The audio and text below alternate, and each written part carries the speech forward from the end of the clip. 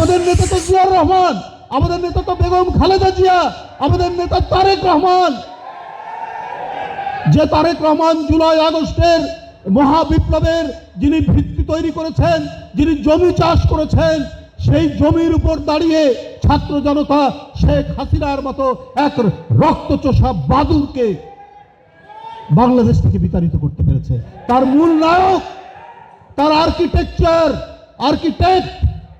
হলেন তারেক রহমান। আমরা কি তখন ললিপপ খাচ্ছিলাম যখন জুলাই আন্দোলনে? বাংলাদেশের প্রথম ইমিউনিটি বুস্টার সমৃদ্ধ ফ্যান্টাস্টিক হ্যাপি এনার্জি বিস্কিট। আমাকে সহ তো অনেককেই ধরে নিয়ে গেল প্রেস ক্লাব থেকে। আমরা কিসের জন্য? এই ছাত্র জনতার আন্দোলনকে সমর্থন দেওয়ার জন্য আমরা বেরিয়ে এসেছি, প্রেস ক্লাব থেকে ধরে নিয়ে গেল।